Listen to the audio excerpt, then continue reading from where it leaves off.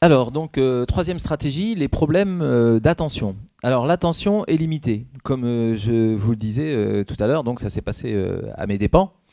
Mais en fait, tout le monde peut se retrouver là-dedans. Petite vidéo de Geographic Channel qui va vous montrer, qui va vous redire en 1 minute exactement la même chose. Notre cerveau est en permanence bombardé de stimuli, images, bruits ou odeurs. Ces régions représentent une partie de nos cortex sensoriels. C'est là que des réseaux de neurones traitent les nombreux stimuli en provenance des différents organes des sens.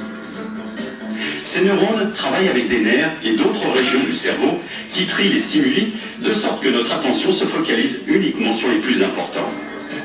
En conséquence de quoi, à tout moment, des millions de stimuli ne sont pas traités.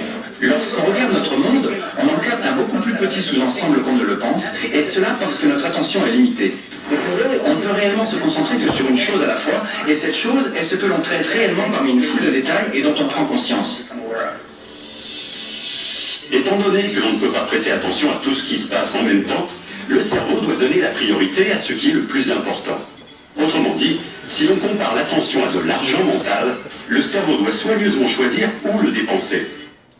Voilà, donc comme l'attention est une donnée limitée, à chaque fois qu'il y a quelqu'un qui passe ou quelqu'un qui parle pendant que vous faites quelque chose, vous ne pouvez pas vous empêcher d'être attentif à ce qui vient de se passer.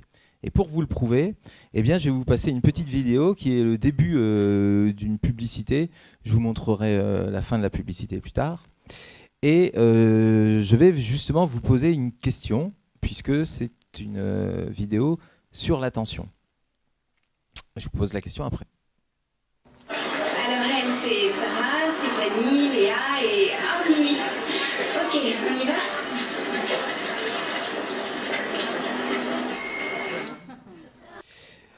Alors la question était déjà dans la publicité, hein, c'est pas moi qui l'ai rajouté. Alors j'ai entendu déjà qu'il y avait un courant Sarah. Est-ce que vous pouvez lever la main si vous faites partie de ce courant qu'on vous compte approximativement? On va dire à la dizaine près. 1, 2, 3, 4, 5, 6, 7, 8, 9, 10, 11, 12, 13, 14, 15, 16, 17, 18, 19. Donc on va dire une vingtaine. Ok. Autre courant? Stéphanie. Alors Stéphanie, 1, 2, 3, 4, 5, 6, 7, 8, 9, 10, 11, 12, 13, 14, 15, 16, 17, 18, 19, 20, 21, 22, 23, 24, 25, 26, 27, 28, 29, 30, 31, 32, 33, 34, 35, 36, 37, 38, 39, 40, 41, 42, 43, 44, 45, 46, 47, 48, 49, 50 et 1. Voilà. Donc une cinquantaine et l'autre c'était une vingtaine. Courant Léa, oui. Alors courant Léa, 1, 2, 3, 4, 5. Et courant abstentionniste, c'est-à-dire courant, effectivement, je ne sais pas. Normalement, vous devez être nombreux. Hein. Donc 1, 2, 3, 4, 5, 6, 7, 8, 9, 10, 11, 12, 13.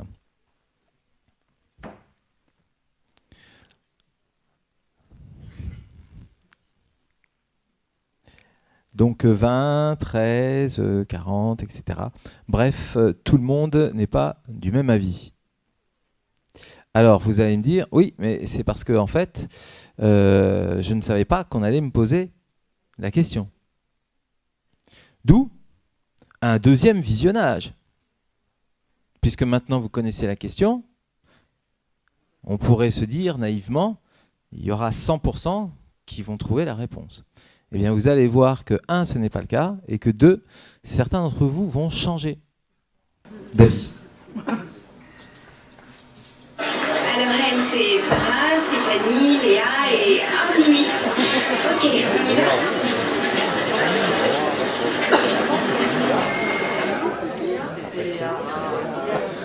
Alors, c'était Léa, j'entends. Alors, courant Léa. 1, 2, 3, 4, 5, 6, 7, 8, 9, 10, 11, 12, 13, 14, 15, 16, 17, 18, 19, 20, 21, 22, 23, 24, 25, 26, 27, 28, 29, 30, 31, 32, 33. Donc une trentaine. On est passé de 5, je crois, donc à 30. Bon. Autre courant? Stéphanie. Alors allons-y. Courant Stéphanie, 1, 2, 3, 4, 5, 6, 7, 8, 9, 10, 11, 12, 13, 14, 15, 16, 17, 18, 19, 20, 21, 22, 23, 24, 25, 26, 27, 28, 29, 30, 31, 32, 33, 34, 35, 36, 37, 38, 39, 40, 41, 42, 43, 44, donc une cinquantaine.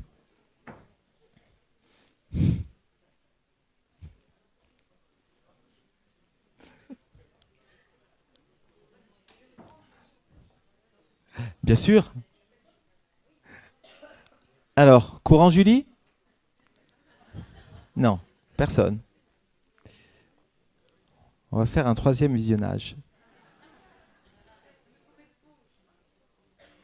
Mais c'est le dernier. Hein. Parce que ça pourrait durer très très très très longtemps. Et cette fois-ci, vous aurez, mais juste pour anecdote, la fin de la publicité. Donc vous saurez pour quel produit c'est fait. Mais vous ne focalisez pas sur la fin. Hein. On vous posera toujours la même question. Puis après, je donne la réponse, évidemment. Et puis, je vous explique pourquoi tout le monde n'est pas du même avis.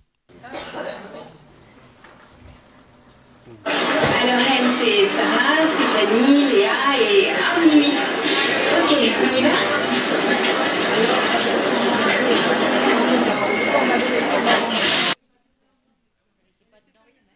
Elle n'était pas dedans. Eh bien si.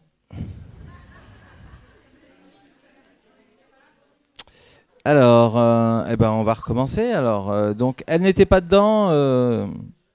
On balaye. Elle l'était.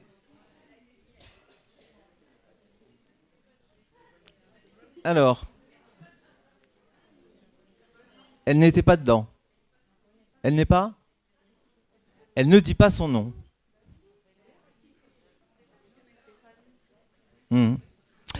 Combien de prénoms a-t-elle dit? 4. Combien de personnes étaient en face d'elle? 5 prénoms. Sarah, Stéphanie, Léa, Mimi. Alors ceux qui comptent 5, c'est parce qu'il y a une onomatopée, je ne sais pas où. C'est pas. Alors elle, c'est Sarah, Stéphanie, Léa et Mimi. Et ce n'est pas un prénom. Ouais. Donc Sarah, Stéphanie, Léa et Mimi. Donc 4 prénoms. Il y avait 5 filles. En comptant celles qui parlent. Ah non. Vous pensez carrément qu'il y avait 5 filles devant elle. Alors ça mérite un 4e visionnage. Donc comptez le nombre de filles. Déjà. Elle, c'est Sarah, Stéphanie, Léa et Mimi. Ok, on y va?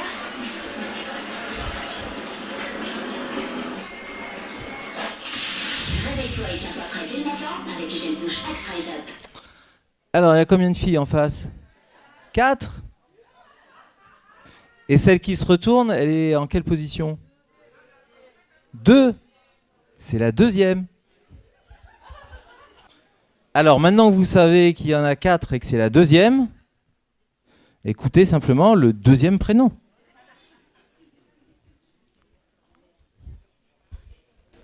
Alors elle, c'est Sarah, Stéphanie, Léa et Mimi. Ok, on y va?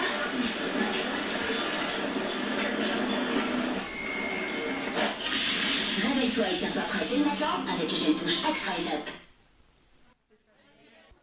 Alors pour ceux qui ont répondu autre chose que Stéphanie, je ne peux rien faire.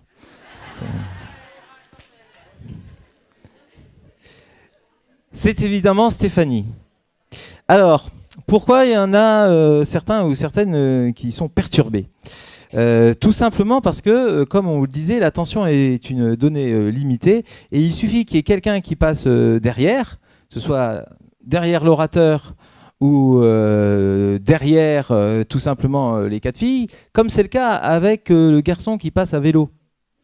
Parce qu'il y en a beaucoup qui disent « Ah, mais il y en avait 5 !» Parce qu'à un moment donné, il y a un garçon qui passe derrière à vélo. Ça, c'est la première chose qui fait qu'il y en a qui en voient 5. La deuxième chose, qui est la plus importante, c'est qu'en fait, au début, la caméra ne vous présente que la moitié de Sarah. Pendant ce temps-là, la femme qui présente les prénoms, elle ne s'arrête pas. Donc, elle dit Stéphanie. Au moment où elle dit Stéphanie, la caméra montre la totalité de Sarah. Donc, votre cerveau, il se dit « Ah, c'est le moment ou jamais de voir à quoi ressemble cette fameuse Sarah. » Puisque le cerveau est intrigué par tout ce qui manque. Vous vous souvenez, dès qu'il y a un blanc, c'est-à-dire dès qu'il manque un truc, hop, il veut absolument le compléter. Donc, il est retourné et il s'est dit « Ah, d'accord, elle s'appelle Sarah. Bon, allez, je vais retourner maintenant dans la conversation. » Bah ouais, mais le temps que vous retourniez, on n'est plus sur Stéphanie. Au moment de donner les prénoms, on est dans Léa. Donc, votre cerveau entend Sarah, Léa et Mimi.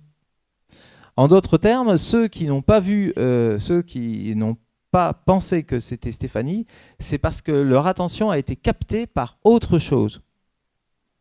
Et cette autre chose, ça peut être n'importe quoi selon les individus. Donc, je vous le dis, par expérience, la plupart du temps, c'est parce qu'ils voulaient absolument savoir à quoi ressemblait Sarah, en gros. Et puis, il y a toujours des personnes qui m'ont confié que eux, c'était parce qu'ils avaient vu un vélo derrière ou qu'ils étaient attentifs au vert des arbres ou qu'ils allaient se demander pour quel produit ça allait être. Enfin, bref, du moment qu'il y a un sujet d'attention qui vous monopolise, hop, ça vous fait détourner votre attention. Conclusion, ça signifie que l'attention des élèves est de toute façon, comme la nôtre, extrêmement perturbable, facilement perturbable, par n'importe quoi. Donc déjà, vous pouvez sortir du mythe de l'élève qui peut être attentif rien qu'au cours tout le temps. C'est pas vrai. Dès qu'il va passer un oiseau par la fenêtre, ou je sais pas, vous prenez un chat, vous lui brûlez sa queue et vous laissez faire miaou dans la classe, c'est bon, c'est le chat qu'on regarde et c'est plus vous. Donc, oublions les 100% d'attention. Maintenant, qu'est-ce qu'on peut faire malgré tout? Eh bien, en France, nous avons un spécialiste de l'attention qui s'appelle Jean-Philippe Lachaud. Donc, j'ai le plaisir de le connaître un petit peu. Et je suis allé lui demander si par hasard, il n'avait pas une solution pour refaire revenir un petit peu d'attention dans nos cours. Et à l'époque, il m'a dit « Non, j'en ai pas.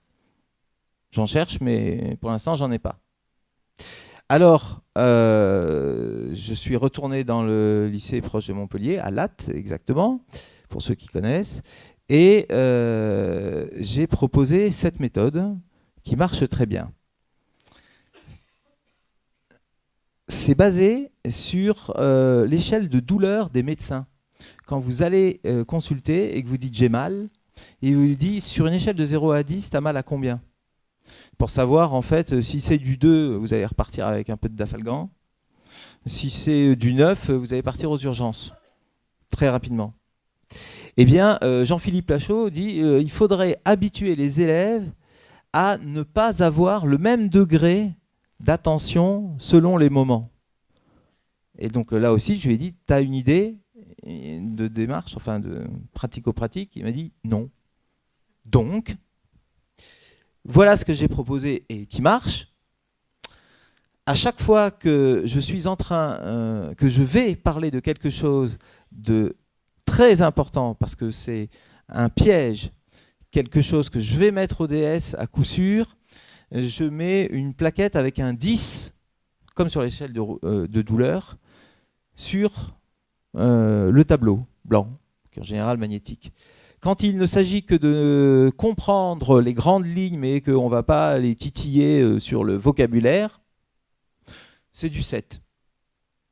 Et pour toutes les autres situations, c'est-à-dire où il n'y a pas d'enjeu, c'est du 4.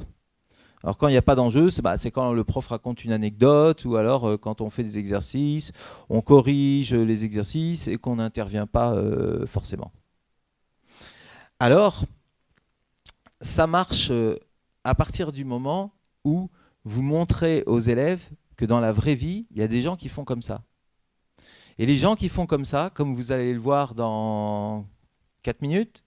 Les gens qui font comme ça, ce sont souvent les sportifs de haut niveau, en particulier ceux qui jouent au tennis et qui arrivent à faire des matchs qui parfois durent 5 heures. Comment font-ils pour être attentifs pendant 5 heures ? Eh bien, tout simplement parce qu'ils ne sont pas attentifs à leur degré maximal pendant 5 heures. Ils sont attentifs à un degré maximal pendant 10 secondes, puis après ils relâchent la pression parce qu'il y a moins de risques. Après, s'ils jouent simplement en fond de cours, eh bien, on est à du 7, etc., etc. Bref, ils font fluctuer l'attention. Alors, vous allez voir 2 petites vidéos qui convainquent les élèves. La première, c'est parce qu'on a eu de la chance, Planète Plus, en février de cette année, qui est une chaîne que vous connaissez peut-être, avait décidé de faire un documentaire de 52 minutes sur 7 méthodes alternatives qui avaient l'air de marcher dans le monde. On a eu du pot, ils sont venus dans la classe que j'avais en première S pour voir justement cette technique, et vous allez voir la réaction de 2 élèves. Et puis le fameux petit passage de Roland Garros que j'ai pris pour convaincre les élèves que si les sportifs de haut niveau le font, eh bien eux peuvent le faire. Je vous passe tout ceci. Donc le premier c'est 2 minutes et l'autre c'est 30 secondes. Vers 2030, les professeurs pourront utiliser les découvertes des neurosciences pour adapter leur enseignement au fonctionnement du cerveau de nos enfants. Ils pourront donc mieux transmettre leur savoir. Pour l'instant, Éric Gaspard est un précurseur. Ce professeur de mathématiques a créé sur son temps libre une méthode efficace, directement inspirée des neurosciences. Donc, je vais juste vous écrire ce qu'il faut garder de l'énoncé.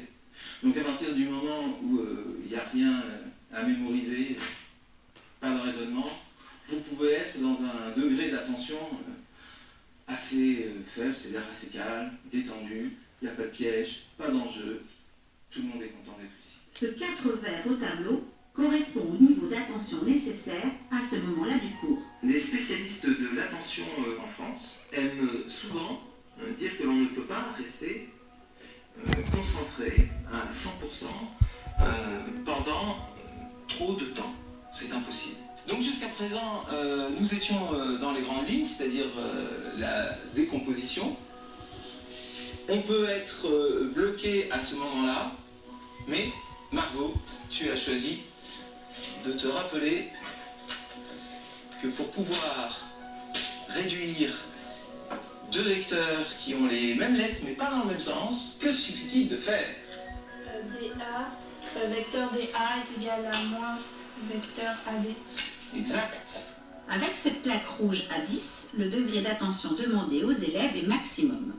La fluctuation attentionnelle, ça m'aide parce que j'ai tendance à trop écouter. Donc du coup j'écoute tout, j'essaye de tout enregistrer. Et en fait à la fin j'ai enregistré des informations qui n'étaient pas forcément importantes. Et j'en ai effacé d'autres qui étaient importantes. Du coup arrivé chez moi, il y a des exercices que je ne me rappelle plus comment on les fait. Parce que j'ai essayé de tout enregistrer. Alors du coup avec sa méthode, je sais qu'est-ce qu'il faut que je retienne, qu'est-ce qu'il faut que je retienne pas forcément. Et du coup ça m'aide.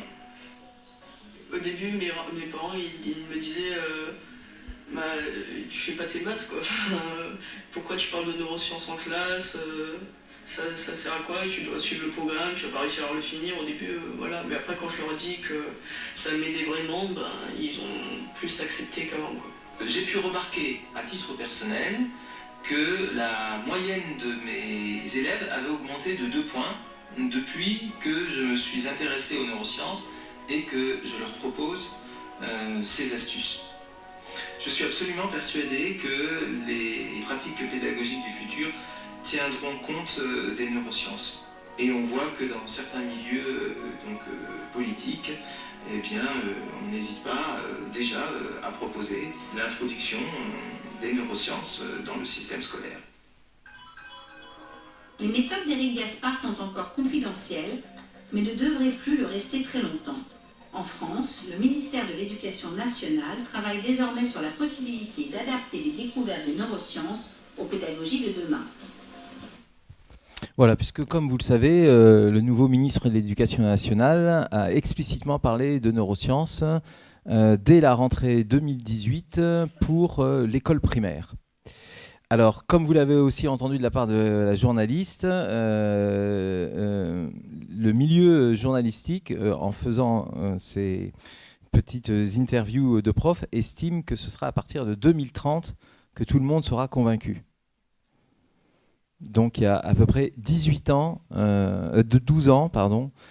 à attendre pour que tous les profs voient à peu près quel est l'intérêt de la chose. Donc, bonne chance au conseil scientifique qui a été nommé avec Stanislas Dehaene, qui est le plus grand neuroscientifique de France.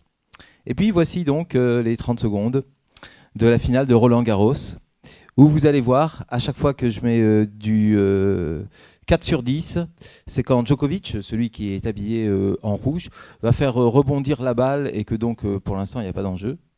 Quand Djokovic va se contenter de renvoyer la balle, on est dans du 7, c'est-à-dire l'important c'est de passer au-dessus du filet, mais je me moque bien de savoir où ça va tomber. Et puis, quand le pauvre Andy Murray, son adversaire, va faire un let, et donc il va ralentir la balle, là vous allez voir Djokovic qui se dit « Ouh, mais il y a un truc là, à exploiter pour avoir le point ». Il va se ruer vers le filet, donc là il est à du 10 sur 10. Et ceux qui ont l'œil particulièrement aiguisé pourront voir que dès qu'il a fini le point, il est encore sur le court de tennis, que déjà il se préoccupe plus du tout de son adversaire, plus du tout de la balle, il regarde même pas les spectateurs, il est revenu à du 4 pour s'économiser le plus possible. Voici donc l'extrait qui finit de convaincre les élèves.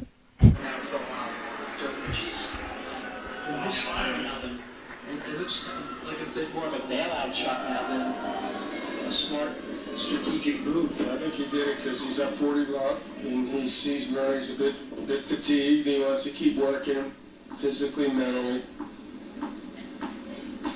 No point. He could afford to lose.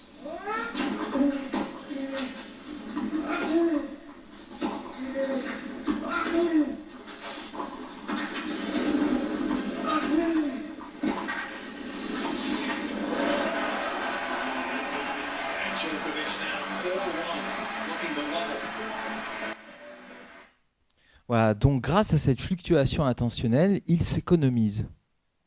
Et donc le but, c'est de faire pareil, puisque comme l'a dit une des élèves que vous avez pu voir, la doléance la plus fréquemment exprimée par les élèves, c'est « Est-ce que vous pouvez nous dire ce qui est important et ce qui est accessoire ?» Parce qu'ils ont tendance, pour ceux qui sont sérieux, à prendre tout pour ce qui est important. Et ceux qui ne veulent pas du tout bosser, c'est aussi parce qu'ils pensent que tout est important et se disent « Ouh là là, il y a trop de choses à mémoriser ». Mais à partir du moment où nous sommes les spécialistes de la matière, on est parfaitement capable de dire ce que je vais vous annoncer là pendant 2 minutes, il faut être vraiment attentif. Et puis après, vous repassez à un autre panneau parce que, évidemment, si vous ne jouez pas le jeu du genre vous laissez un 10 pendant 40 minutes, vous perdez toute crédibilité, évidemment. Alors les neuroscientifiques se sont dit, oui, mais pourquoi il y a eu une baisse d'attention depuis ces 10 ans ? Eh bien, déjà, la baisse d'attention n'a pas lieu que chez les ados, elle a lieu aussi chez les adultes. Première cause, il y a 2 causes qu'ils ont trouvées. Première cause, les habitudes de lecture sur Internet. Car on a vu que par rapport à un internaute d'il y a 10 ans, l'internaute moyen maintenant sait trouver l'information plus rapidement, sait prendre une décision plus rapidement, mais est beaucoup moins attentif car il y a beaucoup plus d'informations qu'une page internet d'il y a 10 ans, pour ceux qui ont connu. Et on ne cherche plus à mémoriser ce qu'il y a sur une page internet. Une fois qu'on l'a trouvée, on la met dans les favoris. Point barre. Et donc, comme on ne prend plus d'habitude de mémoriser à la maison, forcément, quand on arrive en classe avec le même cerveau, parce qu'il n'y en a pas d'autre, on n'a pas l'habitude de mémoriser, alors que dans toute matière, il faut mémoriser. C'est ce que va dire donc Jean-Philippe Lachaud, dont je vous parlais en 30 secondes chez France 24. Je crois. À force de jongler entre Facebook, Google et ses SMS, difficile de rester concentré dans la vie réelle. Une chose est sûre et c'est prouvé scientifiquement, ces nouvelles pratiques modifient en profondeur notre organe pensant. Principale fonction du cerveau touché, l'attention et la mémoire. Les nouvelles technologies ont ceci de particulier qu'elles nous confrontent à un univers extrêmement riche, extrêmement varié, avec beaucoup d'informations qui nous paraissent très importantes. Donc le problème principal qui se pose pour le cerveau, c'est un problème de sélection de cette information. Quelle va être à chaque moment l'information la plus importante? Cette information et cette sélection d'informations, c'est principalement le rôle de l'attention dans le cerveau. Donc on voit que les nouvelles technologies mettent l'attention en surchauffe un peu d'une certaine façon, ou en tout cas lui donne un rôle qui est nettement supérieur à celui qu'il occupait avant. Voilà, donc pour lui et pour les autres neuroscientifiques, le cerveau a été bouleversé par l'arrivée d'Internet et on est en train, grâce à la plasticité cérébrale, d'essayer de le rattraper, mais Internet bouge lui aussi. Comme vous avez pu le constater, il y a encore quelques années, quand il nous balançait une annonce pour un film, par exemple, alors qu'on n'en avait rien à faire, et qui disait vous pourrez voir cette annonce dans 30 secondes et sans possibilité déjà de dire j'ignore cette annonce, ça fait rien, on faisait autre chose pendant ce temps. Et vous avez vu que sur certains sites, désormais, c'est terminé. Si vous désirez ne pas regarder ce qu'on vous propose, eh bien, tout s'arrête et vous êtes obligé d'aller jusqu'au bout. Donc pour l'instant, notre cerveau est en retard sur Internet et donc la guerre est perdue, tout le monde le sait. Donc l'objectif, c'est plutôt de sauver ce qui peut l'être. Alors comment déjà s'aperçoit-on de tout ce que Jean-Philippe Lachaud, par exemple, vient de vous dire? Eh bien, grâce à une technique qu'on appelle le eye tracking, c'est-à-dire le suivi de regard, on pose une petite caméra sur l'internaute, ou maintenant c'est carrément incrusté dans l'écran, et cette petite caméra regarde tous les micro-mouvements de vos yeux pour savoir ce que vous avez regardé. Et plus le point est gros, plus ça signifie que vous êtes attardé à cet endroit. Quand vous ne voyez pas de point, ça signifie que soit vous n'avez pas regardé, soit que vous avez regardé beaucoup trop rapidement pour que ce soit significatif. Alors c'est une technique qui aide les webmasters à faire une page accrocheuse de leur site. Là on voit qu'il y a du boulot à faire parce que même la marque, elle n'est pas regardée. Alors vous avez une deuxième technique de eye tracking qui n'est pas par point, c'est par tâche. Quand vous avez une tache rouge, c'est que vous avez regardé longtemps. Quand c'est jaune, un petit peu moins longtemps. Quand c'est vert, encore un petit peu moins longtemps. Et quand c'est pas colorié ou foncé, eh bien, c'est que ce n'est pas significatif. Je vous ai donné cet exemple parce qu'il y a 6 ans, la marque Sunsilk avait demandé à une agence de pub de créer une affiche qui augmentait le temps d'attention d'un consommateur. Alors, vous voyez très bien quel scénario donc, a été choisi. Vous avez une jeune femme qui semble très sympathique et qui nous laisse supposer que nous avons déjà des liens, eux aussi fort sympathiques, et qui pourraient être développés. Ça ne dépend que de nous. Alors, finalement, nous, on dit oui, bien sûr, et donc on la regarde. Et le problème, c'est que Sunsilk n'est pas content pendant ce temps-là, puisqu'on n'a pas regardé sa marque.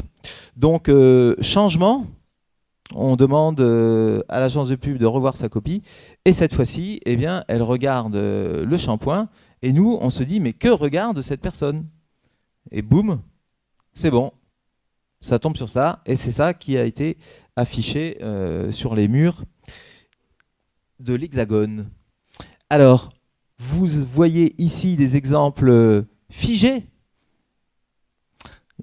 de eye tracking. Voici 30 secondes de temps réel, c'est-à-dire à quelle vitesse nos yeux regardent une page Internet. Sauf si vous êtes d'origine polonaise, comme je le dis à chaque fois, n'essayez pas de traduire les pages que vous allez voir, puisqu'il s'agit de pages Facebook écrites en polonais sur Ikea et Lady Gaga. C'est tout ce que j'ai pu trouver. Voici 30 secondes de eye tracking en temps réel. Et donc, ce qu'il faut regarder, c'est surtout, 1, à quelle vitesse ça va, et 2, combien de coins blancs ne sont pas traités.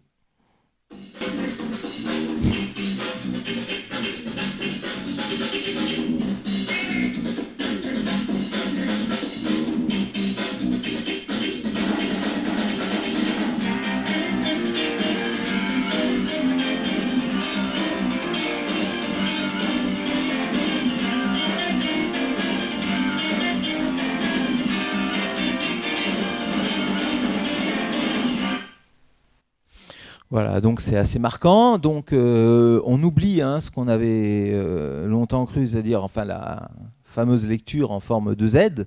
Là, vous voyez, c'est une lecture par coin. Du genre, je vois un moins 50%, je vois un truc rouge, je vois un... Et entre les deux, rien. Donc quand on arrive au lycée, évidemment, pour étudier le rouge et le noir de Stendhal, ça va être un petit peu plus compliqué.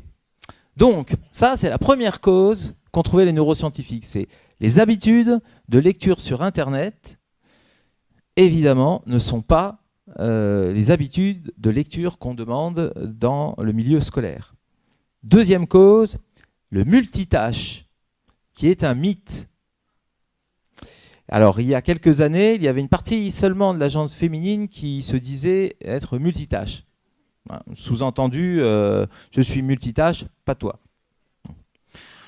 En fait, maintenant, quand vous écoutez, tout le monde se dit multitâche, y compris les élèves qui, lorsqu'on leur dit Julie, tu pourrais m'écouter plutôt que de bavarder avec Julien, et qu'elle vous dit mais je sais faire les deux, monsieur, je vous écoute aussi, et qu'on a la naïveté de dire ah ouais, répète ce que je viens de dire, ils sont capables de vous le répéter.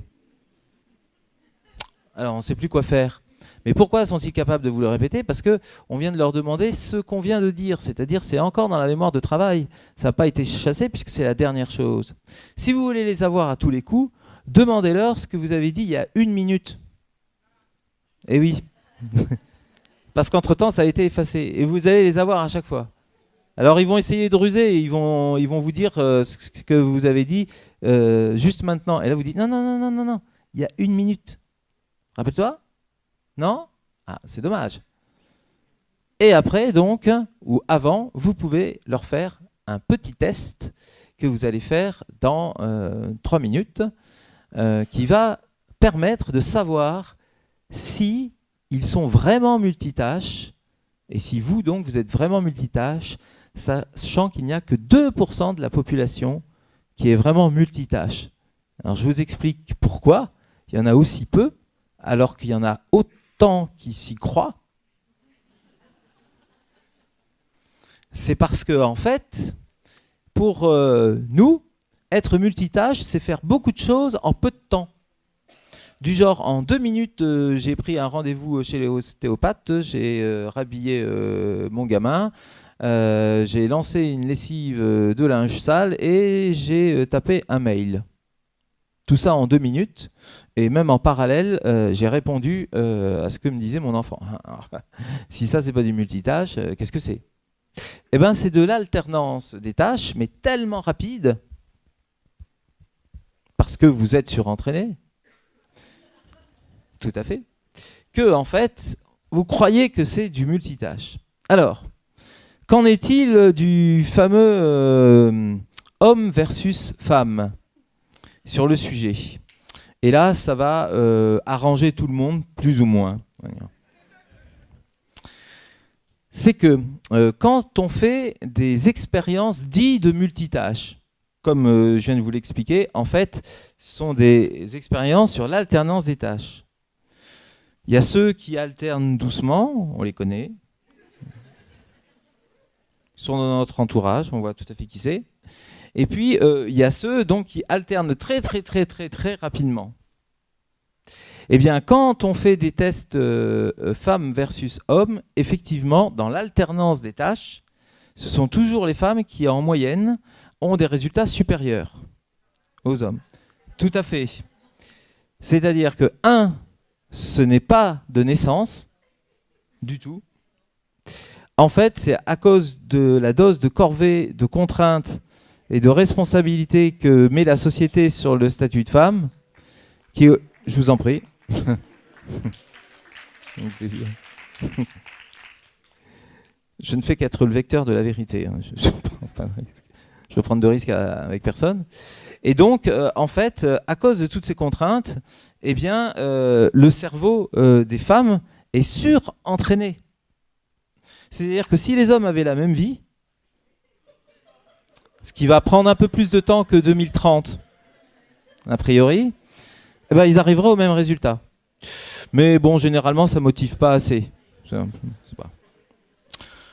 Et puis, deux petites choses pour finir, avant la petite vidéo et le petit test. C'est que, en fait, quand on fait les mêmes tests pour les petits garçons et petites filles, c'est-à-dire avant 5-6 ans, donc avant qu'ils aient le statut de femme et d'homme, les résultats sont exactement les mêmes pour les petits. Et comme je le disais hier, notamment donc, au grand public, on a même fait donc, une enquête auprès d'adultes en leur donnant une situation fictive pour savoir qui ils choisiraient, si c'est leur petite fille ou leur petit garçon, dans la situation suivante. Vous êtes parents de 3 enfants. Le premier, l'aîné, c'est un garçon. Il a 13 ans. Le deuxième, c'est une fille, elle a 11 ans. Et le troisième, c'est un nourrisson. Vous devez vous éloigner de la maison pour aller acheter du pain, par exemple. Voilà. Et donc, vous allez vous absenter pour 10 minutes. Quel est celui de vos 2 enfants à qui vous allez dire « Fais attention aux nourrissons ». Eh bien, effectivement, dans 90% des cas, on demande à la fille. Parce que le garçon, il a beau être plus âgé, il y a quelque chose qu'on sent pas bien. C'est pas exactement quoi, mais ça inspire pas la confiance. Et donc, du coup, quand on parle de pression de la société, eh bien, dedans, vous pouvez même y inclure la pression de la famille, de beaucoup de familles qui ont tendance à dire « Tiens, c'est à toi que je fais confiance ». Et donc, du coup, en fait, son statut eh bien, commence parfois bien plus tôt qu'on ne le pense. Voilà, petit résumé avec la vidéo et après le test. Vous excellez dans les multitâches? Combien de choses pensez-vous pouvoir faire? 2, 3, 5? En dépit du fait que nous faisons sans arrêt plusieurs choses à la fois, la plupart d'entre nous ne sont pas équipés pour cela. Les recherches du professeur David Strayer ont montré que nous n'étions pas faits pour exécuter simultanément plusieurs tâches. Strayer est co-directeur d'un laboratoire de l'université de l'Utah qui étudie l'incidence des multitâches sur le cerveau. Lorsqu'on essaie de faire plusieurs choses en même temps, on passe en fait d'une activité à une autre. On cesse de prêter attention à une tâche pour en traiter une autre et revenir ensuite sur la première, passant alternativement de l'une à l'autre. Voilà, comme la jeune femme, elle appelait le taxi. Tant qu'elle appelle le taxi, c'est information taxi qui est traitée pendant ce temps-là. En fait, la conversation au téléphone n'est pas traitée à 100%. Et dès qu'elle a vu que le taxi l'avait vue, hop, elle revient à 100% sur le téléphone. Alors, comme je le dis, il y a 2% de la population qui sont vraiment multitâches. On ne sait pas pourquoi. Et on a essayé de chercher, de savoir si on pouvait les repérer. On a donc regardé par IRM ce qu'il y avait en fait dans leur cerveau et on n'a rien trouvé sauf un petit pli au niveau du front, donc comme une ride au cerveau. On ne sait pas d'où ça vient, on ne sait pas à quoi ça sert.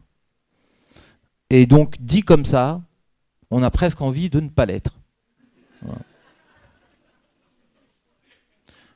Alors, vous me direz, oui, mais enfin, bon, il y a quand même un truc que je maîtrise bien, c'est quand je rentre chez moi pour la 1000e fois avec quelqu'un d'étranger, quelqu'un étranger ou pas, dans ma voiture. Et là, comme conduire chez moi, c'est automatique, il n'y a plus 2 tâches qui sont concurrentielles, puisque pour le neuroscientifique, c'est est-ce que vous êtes capable d'entendre 2 personnes en même temps et de restituer les détails des 2 personnes. C'est ça, être multitâche. Donc c'est pas faire beaucoup de choses en peu de temps, c'est est-ce que tu es capable de faire deux choses en même temps? Alors oui, s'il y en a une des deux qui est automatisée. Mais comme là aussi j'en avais déjà parlé, supposons que vous alliez dans une ville sans GPS, avec la même voiture, le même passager, et j'ai pris Rome parce que tous ceux qui ont fait l'erreur dramatique de partir comme moi à Rome avec une voiture l'ont payé très cher. Surtout quand vous rentrez dans un rond-point romain. Très difficile de rentrer dans un rond-point romain, mais après c'est très très difficile d'en sortir. Surtout que, comme vous le savez peut-être, les Romains, ou les Italiens tout simplement, ont l'habitude de mettre un bras dehors quand ils vont tourner, plutôt que de faire le clignotant. Mais parfois, le bras dehors signifie simplement « j'ai chaud ».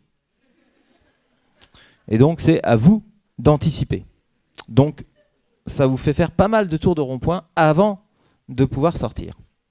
Alors, pour savoir quand même, puisque vous êtes 200, s'il y a des multitâches parmi nous. 2% de 200, eh bien, ça nous fait 4 personnes en moyenne. Voici un test que je vais vous proposer. Je vous montre déjà comment je vais vous chronométrer. Et puis après, on ira manger. Au moment où vous allez passer le test, que je vais vous décrire dans quelques instants, je déclenche un chronomètre. Quand vous aurez fini le test, il vous suffira donc de lever la tête et de noter le nombre de secondes que vous aurez mis. Tout simplement. Le chronomètre va s'arrêter au bout d'1 minute, car en 10 ans, personne au monde n'a dépassé la minute. Juste un peu de pression, mais bon, c'est pas grave. Pour vous donner quand même la relative facilité de la tâche, sachez que le record, par contre, de rapidité, c'est 13 secondes. Donc il y a quand même du boulot. Et le record de lenteur, c'est 50.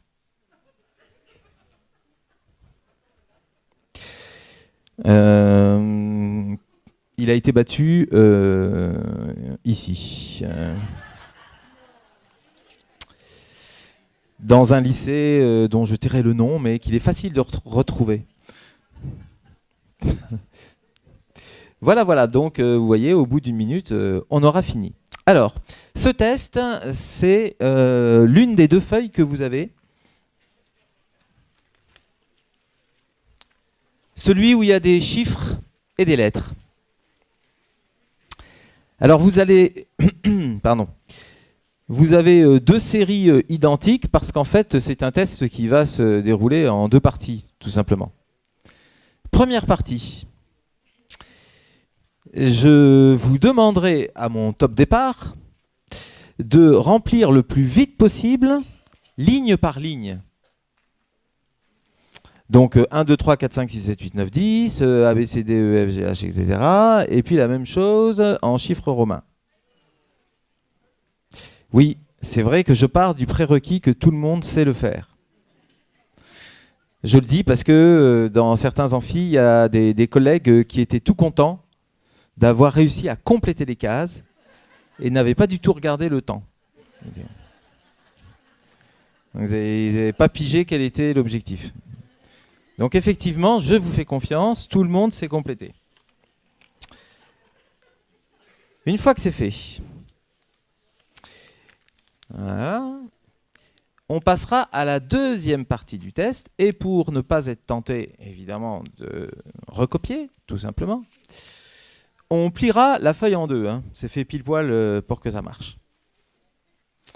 Et cette fois-ci, on va aussi vous chronométrer.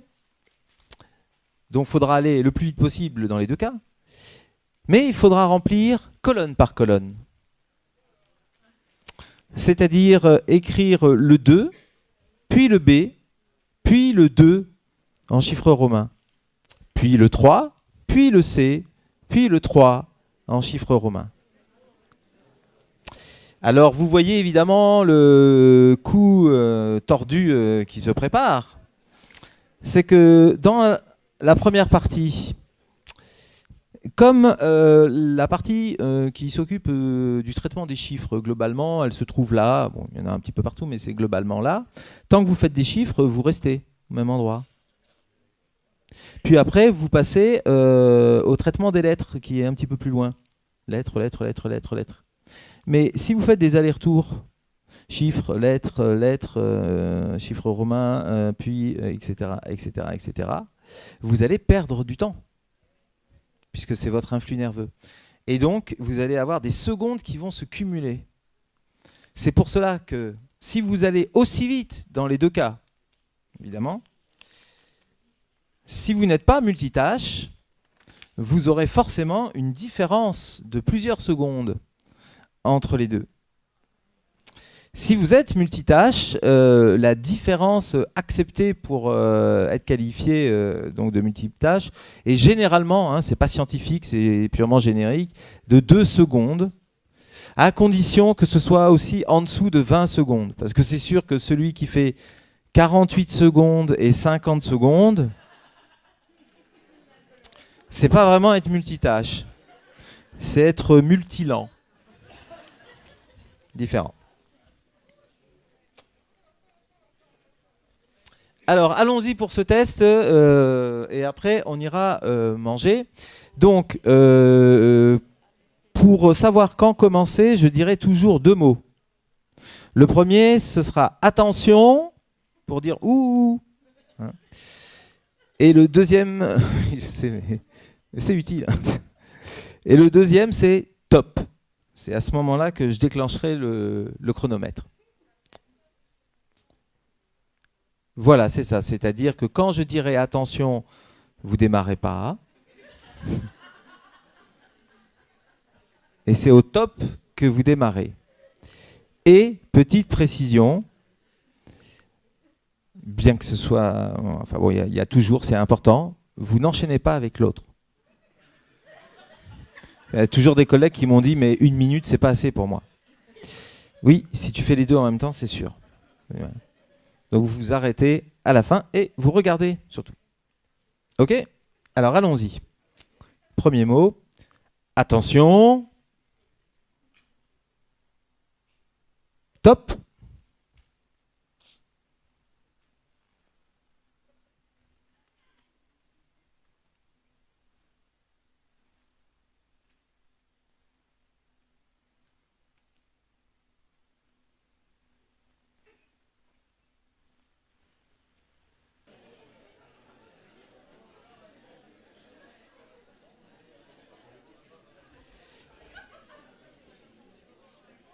Est-ce que quelqu'un a mis plus de 50 secondes ? Évidemment, personne ne veut dire, hein, oui, bien sûr. Bon. Donc, on va maintenant faire la deuxième partie et je vous demande donc de plier la chose pour ne pas être tenté. Et je vais redire mes 2 mots, donc le attention et le top. Attention. Top.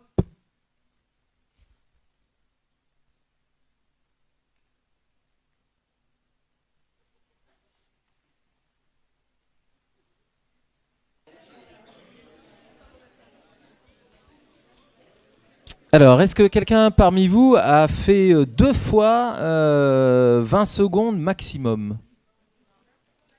Personne ? Bon, on est tranquille alors. Donc, personne n'est multitâche ici. Alors, ce qui est intéressant, c'est de faire passer le test aux élèves. Pour avoir la paix. Pour la suite. Oui ?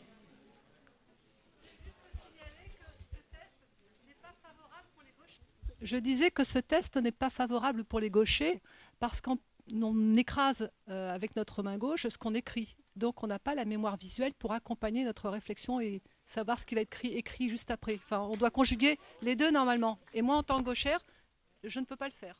Et je sens que ça me ralentit.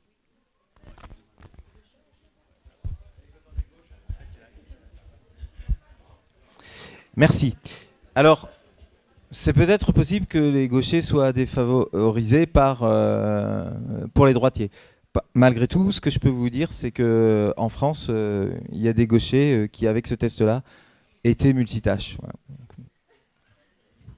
C'est tout ce que je peux vous dire. Voilà. Et donc, pour finir sur un sourire, et ben voilà un clin d'œil des cinémas UGC qui vous prouve qu'on ne peut pas être multitâche sur un visage, c'est-à-dire mettre toutes les émotions en même temps.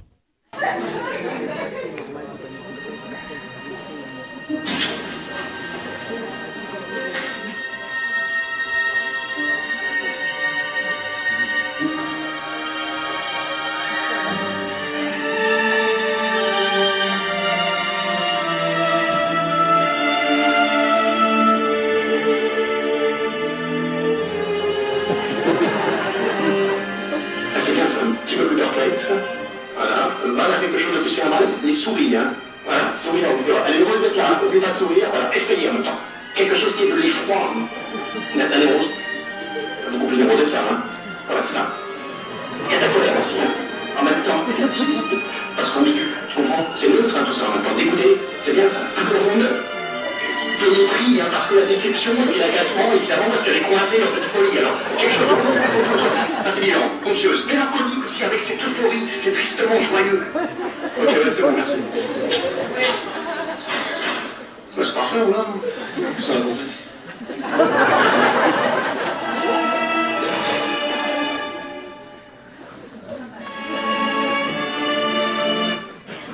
Voilà, et c'est donc après le repas que l'on verra quelles sont les petites astuces pour les forcer à être un petit peu plus attentifs. Voilà, je vous remercie et à tout à l'heure. Je vous en prie, merci. Bien, nous allons recommencer. Donc, je vous présente d'ores et déjà les stratégies qui sont en rapport avec l'attention. Puisque l'objectif, c'est de contrer les habitudes d'inattention. Sinon, relâchez la pression toutes les 15 minutes au maximum. Car, en fait, on a remarqué que le cerveau, même intéressé, pouvait se lasser au bout de 15 minutes. Et, coup de chance, s'il y a un petit changement, au bout de 15 minutes, le cerveau manifeste à nouveau de l'attention. Alors, c'est pour cela que vous allez voir dans la petite vidéo que je vais vous projeter qu'en France, les journaux télévisés avant s'appelaient surtout le journal de 13h et le journal de 20h. Et maintenant, comme vous le savez peut-être, il y a le 12-45, le 19-45. Vous avez aussi une ruse de France 2 qui s'appelle 13h15 le dimanche, qui signifie en fait de 13h à 13h15, je fais du journal télévisé. Puis à partir de 13h15, je dis que ce n'est plus le journal télévisé, mais je suis toujours la même présentatrice dans les mêmes décors. Et qu'est-ce qu'on voit? Un reportage, simplement il est plus long. Donc en fait, on vous fait croire que c'est terminé, alors qu'en fait, ça continue. Et j'ai gardé notre ami, le pauvre David Pujadas, donc, qui s'est fait virer entre-temps, mais j'ai gardé sa diapo, ne serait-ce qu'en mémoire de lui. Il n'a rien fait, le pauvre. En plus, il avait donc introduit une pause qui existe toujours dans le journal de 20h et dans le journal de 13h, où on vous annonce le programme de la deuxième partie du journal.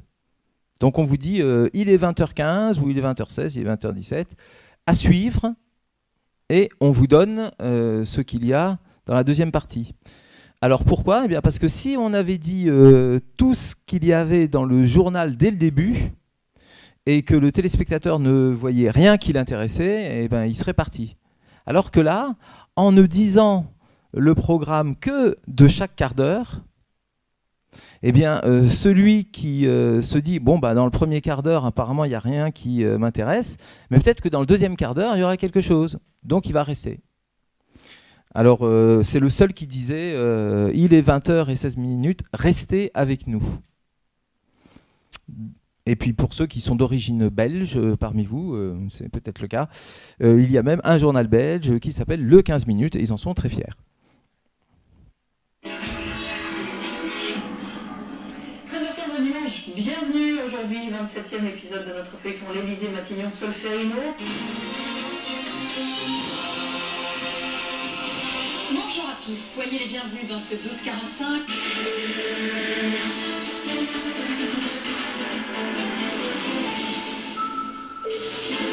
Bonsoir à tous, 19h, merci d'être avec nous. On fait le tour du monde en actu et surtout en 15 minutes. Merci Luc Bazizin pour ces explications. Il est 20h16, restez avec nous. À suivre, faut-il sauver le service civil créé à la place du service militaire et qui n'a pas marché? Martin Hirsch propose cette fois un service civique. Problème, le coût 500 millions d'euros. Ce n'est pas de la science-fiction. Un homme en état végétatif présumé depuis 5 ans a pu communiquer par la pensée via un scanner avec des médecins. Explication dans un instant. Et puis du théâtre, Édouard Baird sur les planches. La pièce s'appelle Miam Miam, du rire et de l'absurde. Voilà, bref, changer régulièrement de rythme. Ce qui ne veut pas dire changer à chaque fois d'activité, hein, parce que ça, c'est ce qu'on nous demande souvent par nos supérieurs hiérarchiques.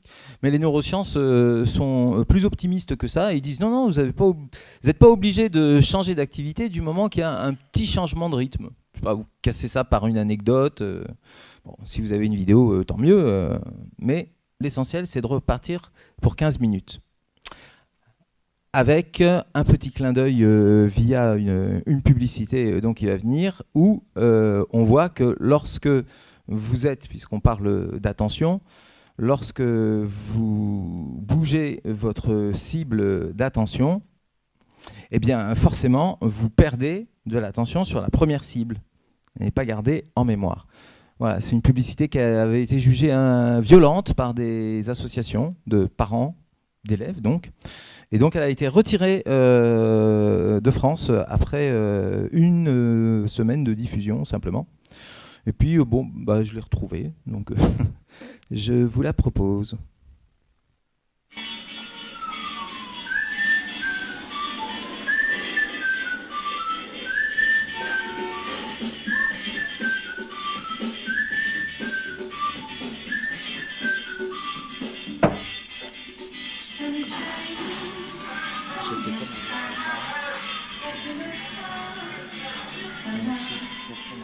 Jusqu'à la pause, vous êtes juste 4e ou 5e.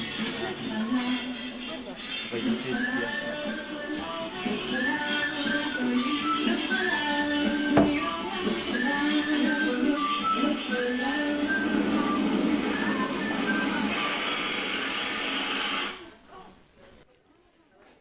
Un instant de parité, c'est toujours très important. Donc ça, c'était normalement la pause pour aller manger. Ou comment accepter de faire des fiches de révision. Oui. Et puis être donc dans la mouvance de ce qui se fait dans les pays les plus en avance, c'est-à-dire le Québec, la Finlande, la Suisse et l'Allemagne. Alors, pour alléger, eh bien, on va utiliser une particularité du cerveau qui est ce qu'on appelle l'indice récupérateur. Alors, le coup le plus classique connu, c'est la Madeleine de Proust, un petit peu de Madeleine trempée dans du thé, et ça rappelle à l'auteur toute son enfance avec sa tante.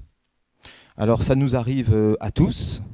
Et c'est ce que va nous dire C'est pas sorcier avec une petite musique d'un resto chinois. Il suffit d'un indice pour que le mécanisme se déclenche.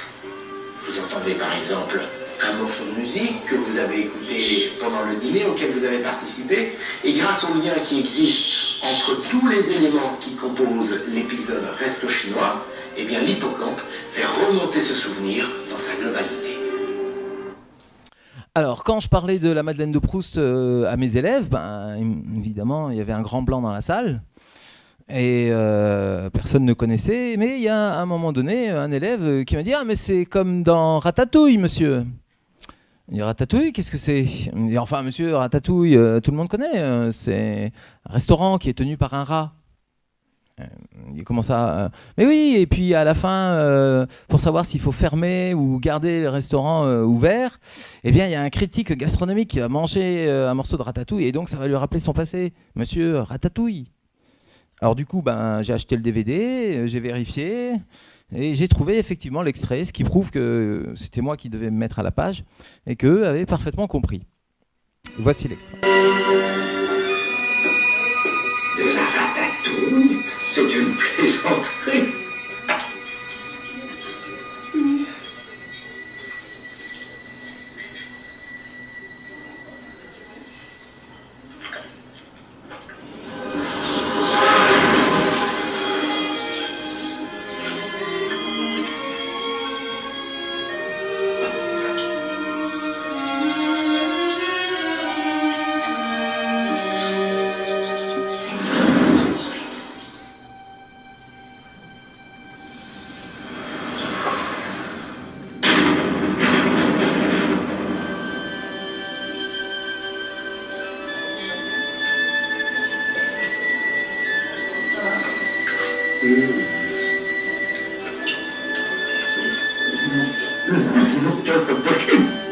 Bon, lui, c'est le méchant du film. Hein.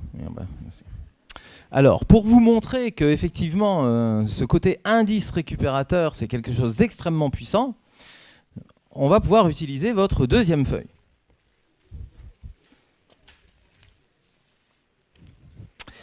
Donc là aussi, pour la consigne, je vais essayer d'être le plus clair possible, tout en sachant que généralement, il faut le dire 2 fois. Alors, déjà, sachez que c'est un test qu'il faut faire à 2. Oui. Ce n'est pas du speed dating, mais si on forme des couples, j'en serais très heureux. Alors, maintenant que vous êtes à 2, chacun a une feuille. Hein.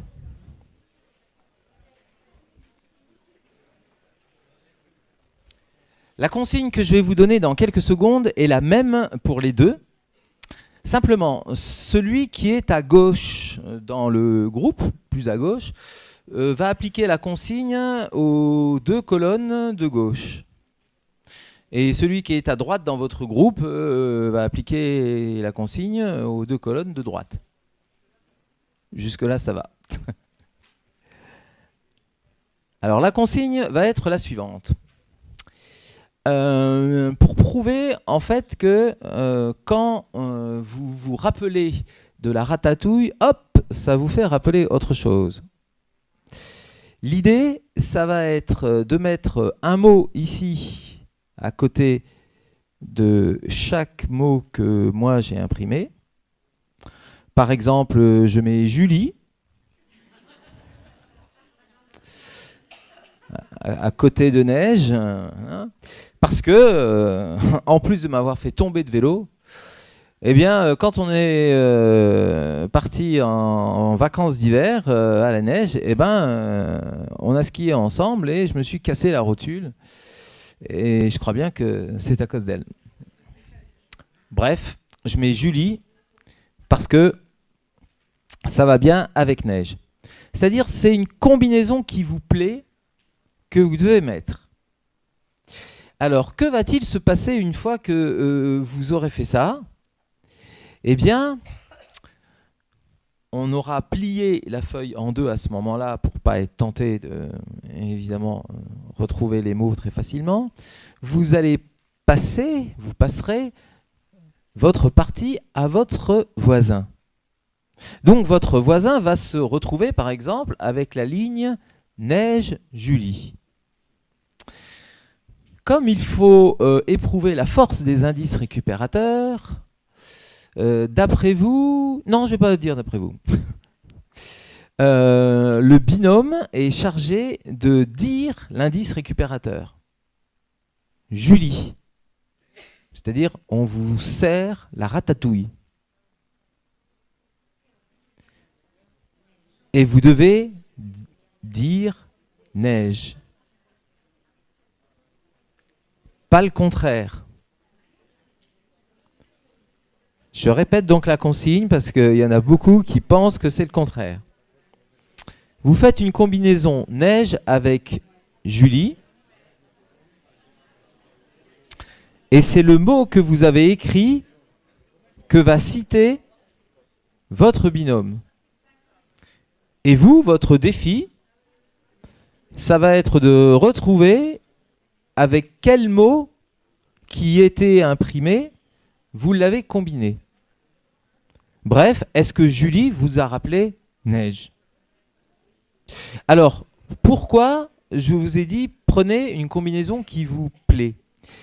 Parce qu'en fait, il y en a qui font ce test en jouant un peu, pour ceux qui ont mon âge, à des jeux comme Pyramide ou Motus, ou Mot de passe, je crois, aussi, où on raisonnait par synonyme. Ou par exemple, la première chose qui vous passait par l'esprit, par exemple, blanc. Après tout, la neige, c'est blanc. Alors le problème, c'est que peut-être que effectivement, quand votre binôme vous dira « t'as écrit blanc, alors, avec quoi, ça va ?» Eh bien, votre cerveau, il aura le choix entre beaucoup plus de choses que si vous aviez écrit Julie. C'est-à-dire qu'il va se dire « blanc, le coton, par exemple. Non, c'est pas ça. Le nuage, alors. Non, c'est pas ça. Les draps. Non, c'est pas ça. Bref, mauvais choix d'indice récupérateur. Ok? Donc, c'est pas interdit, mais c'est plus risqué.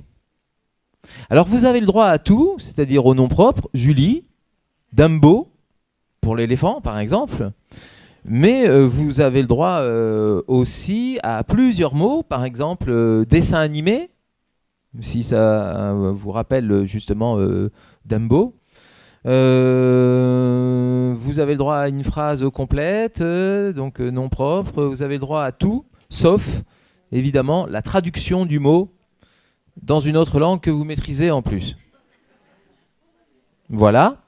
Et puis, dernière petite chose, au moment où vous allez vous échanger donc, vos feuilles, pour que chacun puisse rigoler l'un de l'autre, parce que ça va être assez convivial, vous allez voir. Ce qui est bien, c'est qu'il y en ait un qui dise voilà, un mot, du genre t'as mis Julie, et après c'est l'autre qui dit t'as mis Cyrano, etc., etc. Bref, un chacun. C'est plus rigolo. Et en plus, vous pouvez le faire dans le désordre. Comme là, j'ai dit, vous voyez, j'ai dit en premier celui-là. Faites ce que vous voulez. Et après, on fera un petit bilan, comme d'habitude, à main levée, pour savoir combien de mots vous avez réussi à restituer grâce aux indices récupérateurs. Alors, à chaque fois que vous serez en train de rire, c'est bien. Ouais. Si vous riez au moment où vous avez fait votre indice récupérateur, c'est que c'est sûr que ça va marcher. Voilà. Donc, n'hésitez pas, balancez le plus personnel, le plus ubuesque, le plus incroyable possible. Il n'y a que votre voisin qui le saura. Qui saura pourquoi vous avez choisi ça s'il vous pose la question. Voilà. Donc, à tout de suite. Enfin, tout de suite, c'est dans 7-8 minutes.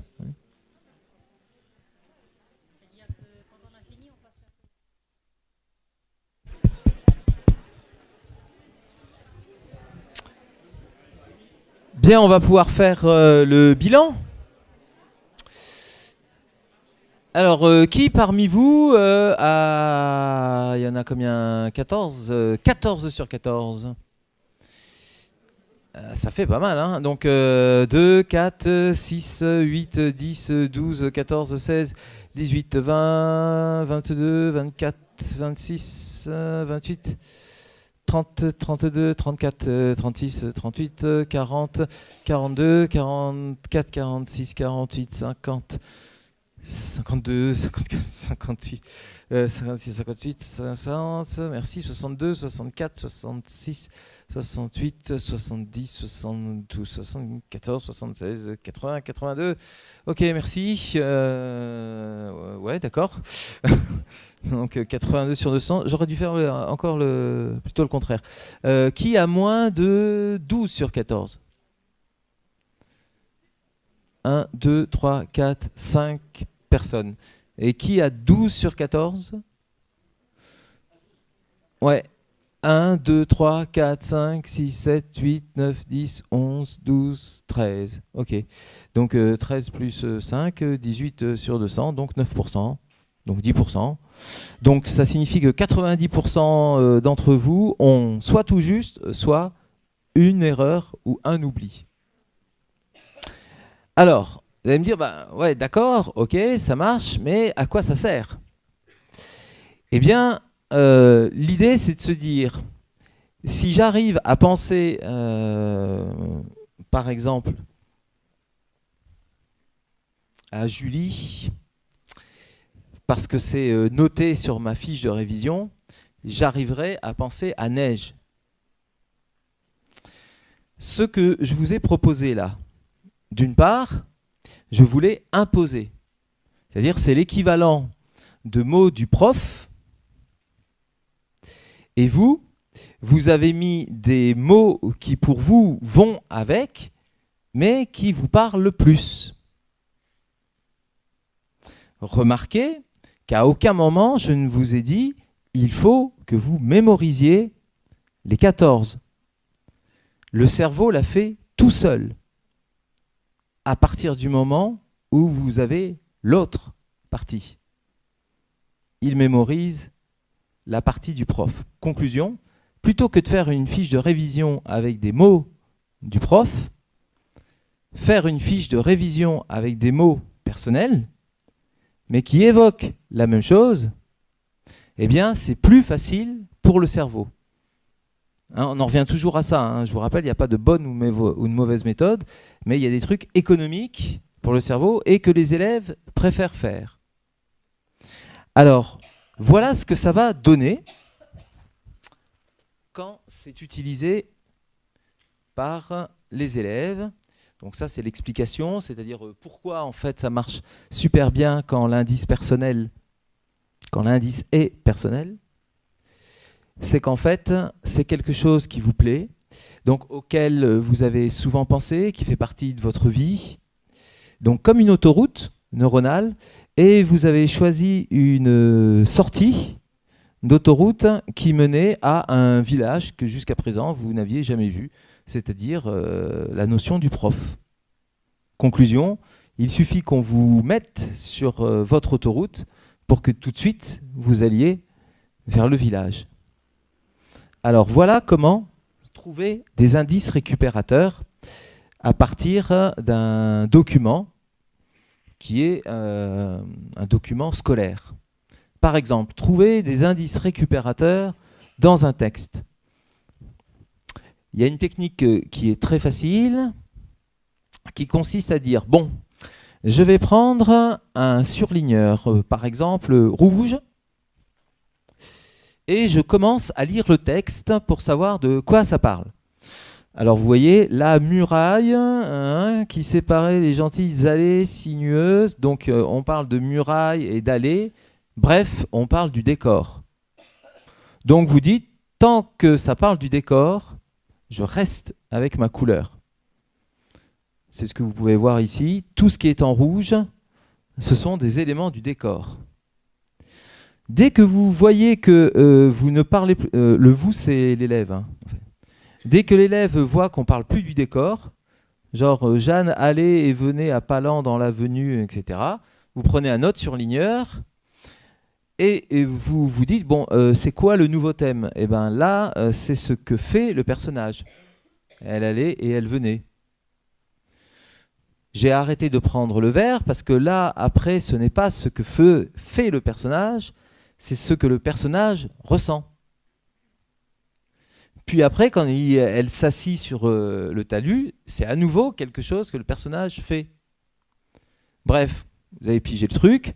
Et donc, quand on arrive à la fin, il suffit de compter le nombre de couleurs que vous avez utilisées pour savoir combien de notions globales il y a à mémoriser.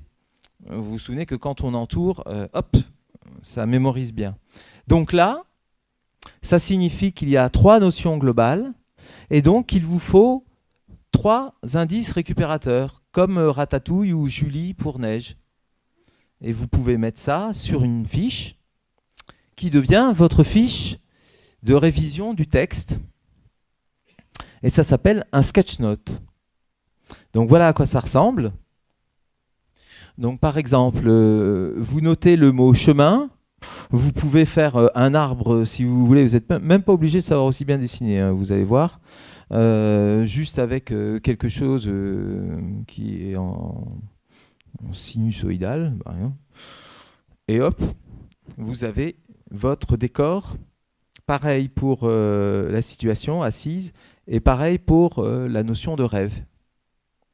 Donc vous avez minimisé le nombre d'indices qui vont vous permettre de restituer la totalité du texte ou quasiment la totalité du texte. Ça plaît énormément aux élèves, déjà, ce petit jeu avec les couleurs. Et après, quand ils se disent « Waouh, mais au lieu d'apprendre ça, de mémoriser, de comprendre, en fait, il faut que simplement j'apprenne 3 choses que j'ai moi-même créées », ça parle beaucoup plus. Alors, il y a toujours des élèves qui disent « Oui, mais moi, je ne sais pas dessiner. Vous avez dit que le dessin, c'était important. » Donc, souvent, je leur sors cette petite diapo qui est issue d'un livre de management où on vous dit « Bah voilà, c'est un chien dans les 2 cas. » Sauf qu'à droite, c'est le chien tel que moi, je l'ai dessiné. Et c'est vraiment... alors, celui-là, c'est vraiment moi qui l'ai dessiné. Et malheureusement, les éditions Belin, je leur avais dit, pour l'anecdote, hein, je leur avais dit faites un dessin qui ne ressemble pas à un chien, demandez à l'illustratrice. Et ils m'ont dit non, on va garder le tien parce qu'il n'y a pas pire. Voilà, donc pour ceux qui un jour auront le livre entre les mains, vous saurez qu'à la page où c'est marqué ceci est un chien, ceci est un chien, c'est le mien. J'y tiens. Oui, c'est un croisement entre un teckel et un cerf. Un cerf. Oui, oui. C'est ici, cerf? Ah d'accord, excuse-moi. Alors, pour vous montrer que ça marche partout. Alors, sachez que ça s'appelle un sketch note parce que c'est pas très utilisé en France, hein, c'est surtout anglo-saxon. Donc, au Québec, ils appellent ça un croquis-note. Donc, dans le projet Neurosup, je l'ai appelé un croque-note. Mais si vous tapez croque-note sur Internet, vous ne trouverez rien. Alors que sketch-note, vous en trouverez plein. Alors, vous voyez, version école primaire, pas de problème. Les indices récupérateurs, eh bien, par exemple, pour les religions, vous avez 2 mots et vous avez 3 dessins qui représentent des établissements religieux. Les professeurs des écoles aiment appeler ça, puisque sketch-note c'est un peu compliqué pour les élèves, une marguerite. Donc avec les différents pétales que vous avez ici. Et donc à l'intérieur de chaque pétale, un indice récupérateur. Et comme je vous l'ai dit, dessin plus mot, c'est plus fort que dessin tout seul, et c'est plus fort que mot tout seul. Ce qui n'empêche pas, je vais vous le montrer dans quelques instants, que quand on est un élève brillant, eh ben, un dessin tout seul, ça évoque tout. Donc, si c'est faisable à l'école primaire, évidemment, c'est faisable quand on est un petit peu plus grand, sauf que quand on est un petit peu plus grand, on se dit les dessins, c'est pour les bébés. Alors, pour vous montrer que ce n'est pas le cas, voici le cas version collège, une élève 5e en difficulté scolaire. On lui avait demandé de faire un sketch note sur le cours d'histoire géo qui portait sur la population au Brésil, l'évolution de la population au Brésil après la Seconde Guerre mondiale. La prof avait dit la population a été multipliée par 2,5. L'élève ne voyait pas du tout ce que ça voulait dire. Mais à partir du moment où on lui a un petit peu mieux expliqué, elle a symbolisé ça par 2 parents, enfin 2 adultes et un enfant, c'est-à-dire 2 et une moitié. 2,5. Ensuite, vous voyez ici, ce sont tous les mots du prof qu'il y a dans le cahier. Pose des problèmes de nourriture, logement, etc. etc. Pour s'en souvenir, on lui a dit, fais plutôt un dessin. Elle a fait par exemple une cuisse de poulet. Elle se souviendra qu'elle a fait une cuisse de poulet, d'autant que le cerveau, c'est dingue, mais c'est comme ça, il a la mémoire du geste. Donc il a la mémoire de ce que vous avez fait comme geste avec le poignet, etc. Et il se souvient pourquoi vous avez fait une cuisse de poulet, c'était pour symboliser un problème de nourriture. Pareil pour le verre d'eau, etc., etc. Et comme vous pouvez le voir, comme elle était en difficulté scolaire, l'imitation des ressources, c'était trop abstrait pour elle. Vous ne voyez pas du tout par quoi elle pouvait le dessiner. Et puis, on passe à la version lycée. Puisque justement, pour la plupart d'entre vous, vous en faites partie. Alors, Sketchnote demandait à une élève de première S ayant des résultats scolaires moyens dans la classe. Ce que je vais vous donner, c'est la signification de tout ça, mais c'est pas moi qui l'ai inventé, évidemment, puisque ça, c'est un document personnel. Donc, moi, j'ai rien compris quand je l'ai lu, évidemment. Donc, j'ai demandé à l'élève de me dire ce qu'elle a voulu lui dire, et donc, je vous le transmets. Donc, vous pouvez faire confiance, c'est ce qu'elle m'a dit. Alors, voici ce qu'elle m'a dit. Toute la matinée, on a fait SVT, en commençant par les opsines, qui sont les récepteurs des pigments de couleur que nous avons dans les yeux. Il y a 3 couleurs, bleu, vert et rouge. Au niveau des couleurs, on reconnaît les couleurs par leur longueur d'onde, petite, moyenne ou longue, qui en anglais se dit small, medium et long. Donc, j'ai fait un schtroumpf parce que c'était bleu, ça commençait par un S, et c'est petit. Et un brin de menthe parce que c'est toujours de taille moyenne, ça commence par un M et c'est vert. Et une grande langue qui se tend parce que c'est rouge, ça commence par un L. SVT, toujours, phase de la mitose, c'est-à-dire la division cellulaire. Alors, il doit y avoir des profs de SVT dans la salle, je crois. Non? Ah oui, peut-être. C'est pas impossible. Bon, ça fait rien. Vous allez voir que dès qu'on laisse une part de créativité et d'inventivité aux élèves, hop, ils attendent que ça. Ils se l'accaparent. Alors voilà, donc différentes phases de la division cellulaire. Donc il y a 4 phases, et comme il y a une notion d'ordre, elle s'est rappelée que c'était le coup de l'acronyme qui était bien trouvé. Donc elle est partie pour reprendre les initiales, P, M, A, T, et puis finalement, eh ben, elle a dit, vous voyez monsieur, plutôt que de faire une phrase avec 4 mots, je me suis dit, M, A, T, déjà ça me fait rappeler les maths, les mathématiques. Donc en fait, j'ai qu'à prendre le P, R, O, pour me faire un jeu de mots, je suis une pro des maths. Voilà, alors c'est pas exactement pile poil l'acronyme, mais on s'en fout.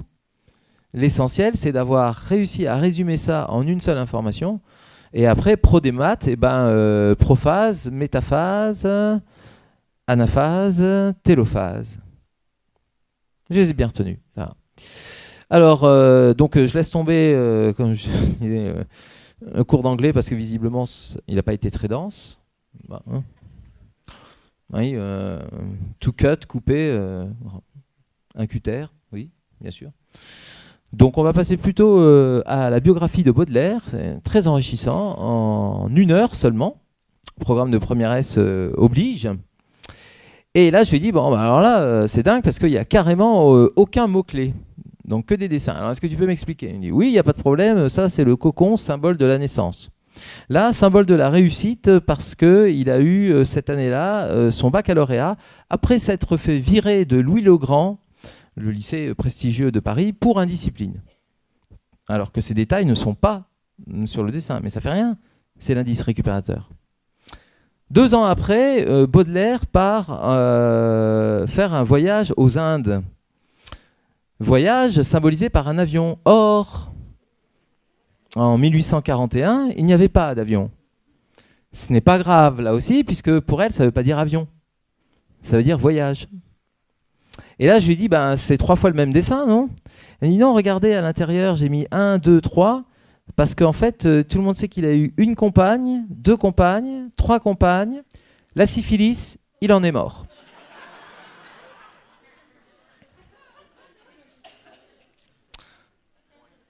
Voilà, c'est net sans bavure. Voilà, c'est ça. Après, elle a dit, j'ai pris 2 ouvrages également. Alors, il y en a un que vous trouverez facilement, m'a-t-elle dit, puis l'autre, vous trouverez un peu moins facilement. Alors, c'est ce que je vous propose. Le premier, Les fleurs du mal, absolument. Et le deuxième, qu'effectivement, je n'ai pas trouvé au début. Maintenant, ça me paraît évident, bien sûr. Mais... Alors, effectivement, il y a des anges. Exactement, s'il y a des anges, c'est qu'on est au paradis. Vous progressez. Les paradis artificiels. Exactement. Avec la phase claire de la prise de drogue, c'est-à-dire ouais. Et puis la phase sombre de la prise de drogue, c'est-à-dire quand vous êtes en manque. Pour montrer que ça marche aussi post-bac. Donc là, pour mes collègues de maths, qui savent à quel point les élèves n'aiment pas trop les lettres grecques, comme sigma ou mu, alors que on n'a pas le choix dans le programme, eh bien, il y a toutes les informations. Je ne vous le fais pas, parce que si vous n'êtes pas dans les maths, vous allez trouver ça ennuyeux, c'est normal. Mais tout y est, tout le cours y est. Et comme vous voyez, il n'y a vraiment pas beaucoup d'indices récupérateurs, mais ça lui suffit pour recenser tout un chapitre.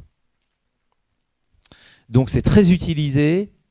Moi, en post-bac, j'ai beaucoup d'ex-élèves qui font maintenant des études de médecine ou de droit, et donc qui ont beaucoup de choses à mémoriser et qui me disent on utilise les sketch notes tout le temps.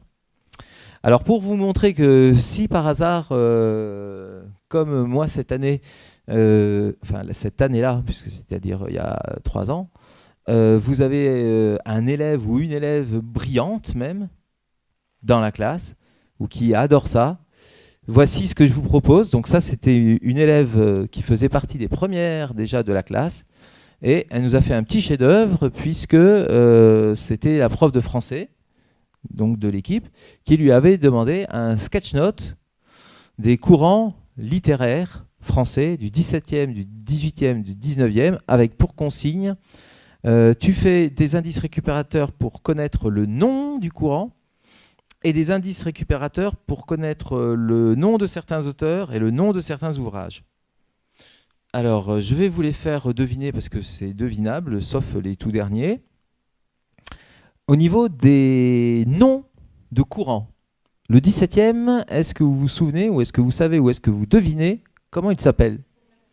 Le classicisme, oui. Le 18e, le siècle des Lumières, oui.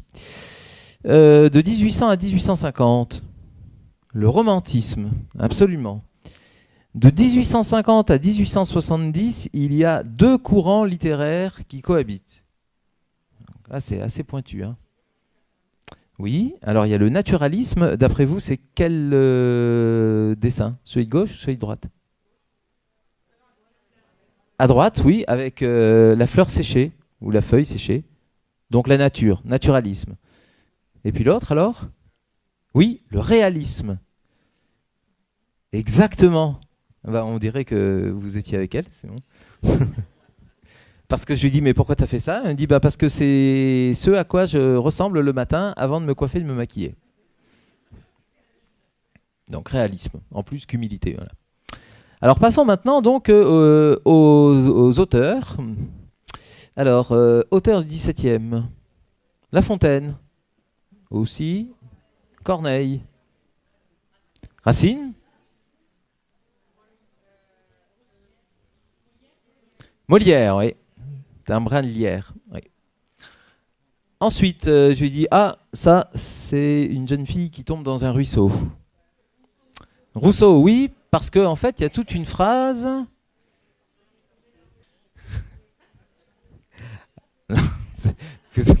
C'est plus compliqué, là. Vous êtes 3 ?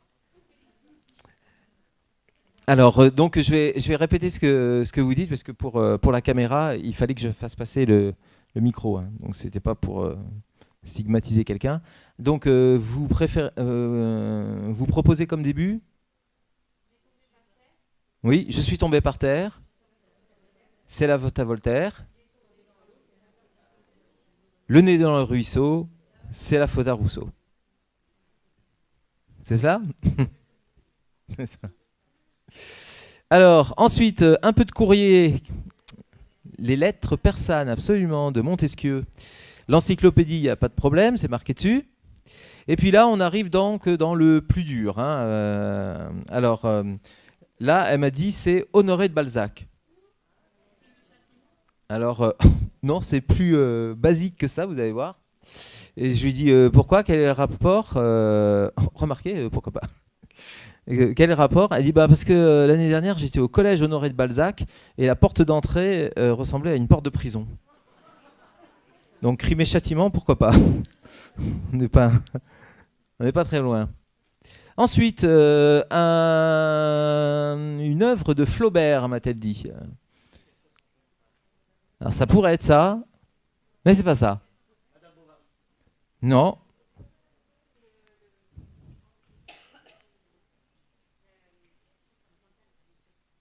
Non. Ah, non. Non. J'ai cru entendre le bon. Je crois le réentendre. Oui, voilà, c'est ça. N'hésitez pas, c'est un cœur simple. Tout simplement parce qu'elle n'a pas fait de fioriture.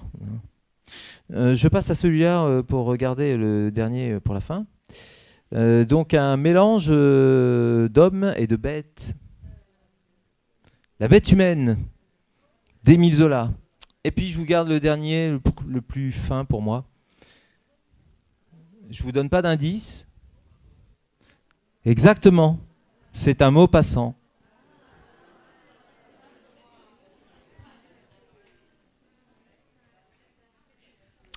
Voilà. La fille était en seconde. Hein.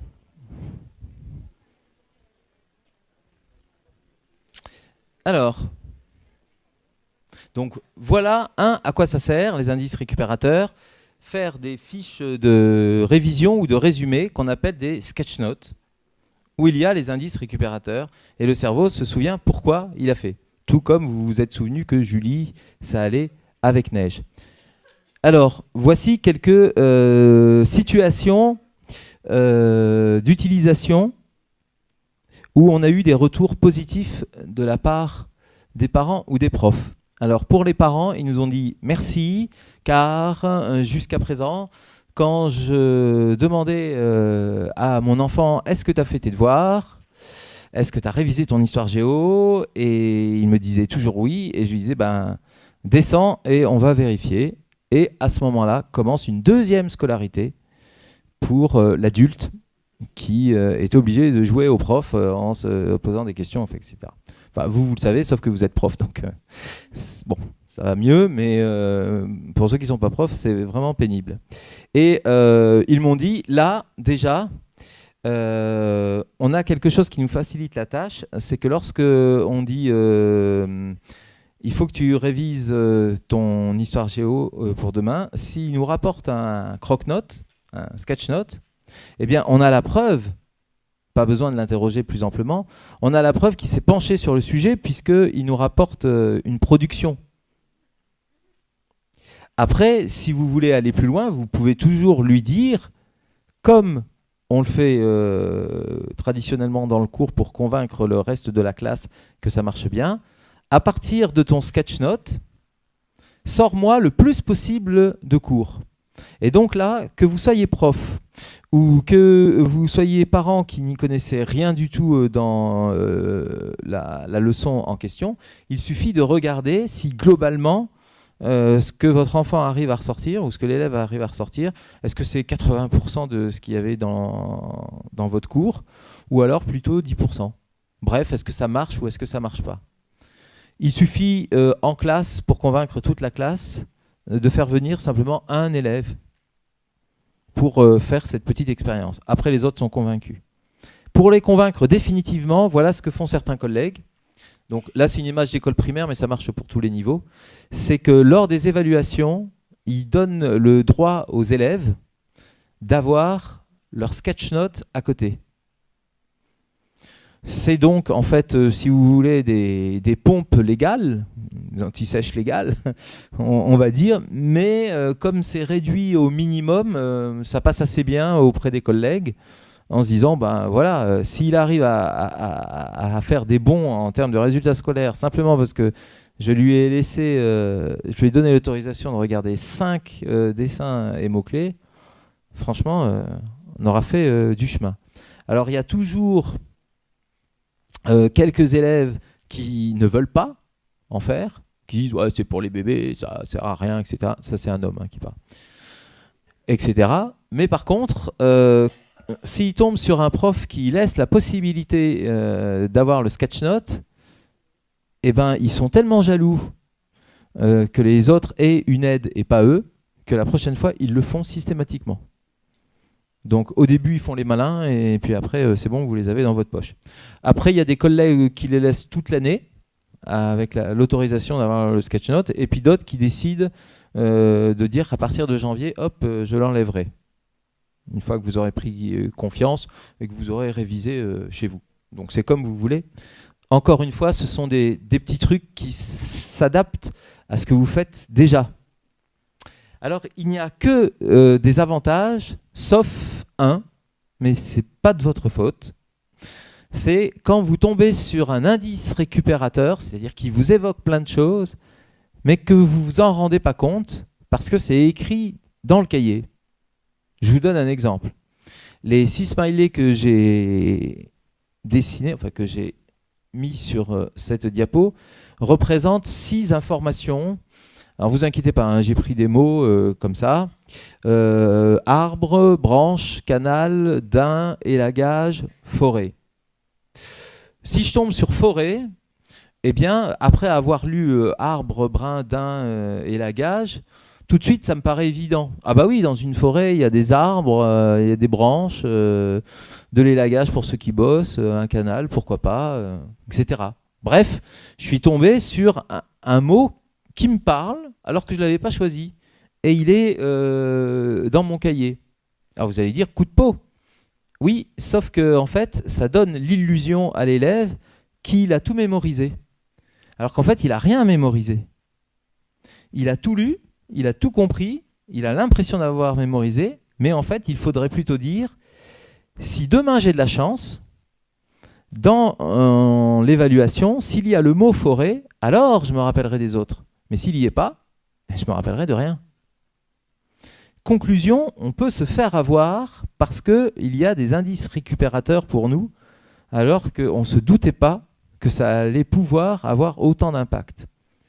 Eh bien, figurez-vous qu'il y a une petite parade, c'est le but pour les repérer et surtout ne pas tomber dans le piège, c'est de ne pas ouvrir le cahier en étape 1, mais en étape 2. Alors voilà en quoi ça consiste. Première étape, vous ouvrez pas le cahier et vous jetez au brouillon tout ce dont vous vous souvenez sans aucune aide. Deuxième étape, là vous ouvrez le cahier et vous comparez et vous dites, eh ben tu vois, ça je l'avais trouvé sans aucune aide. Sans aucune aide, ça signifie que c'est pas à bosser, c'est mémorisé. Sans aucune aide, sans aucune aide. Ah tiens, le truc là, je l'avais oublié, j'y avais pas pensé. Donc, je le note sur une feuille. Et en fait, c'est comme ça que vous faites le tri. Ça, j'y avais pensé, sans aucune aide. Donc, pas à bosser. Ça, j'y avais pas pensé, donc à mémoriser. Et du coup, eh bien, il ne vous reste plus qu'une toute petite feuille avec des choses à mémoriser. Ce que les élèves adorent, puisque du coup, ils ont fait le tri entre tout ce qu'ils n'avaient plus besoin de réviser et ce qu'ils avaient besoin de mémoriser, et ils ne sont pas tombés dans le piège de l'indice récupérateur. Là aussi, ça ne coûte rien et ça marche à tous les coups. Et enfin, pour finir, voici le descendant du sketchnote, on appelle le storytelling. Alors pour ceux qui font du management, du commerce, ça, bon, vous connaissez certainement le principe. Je vais l'expliquer un petit peu aux autres, hein.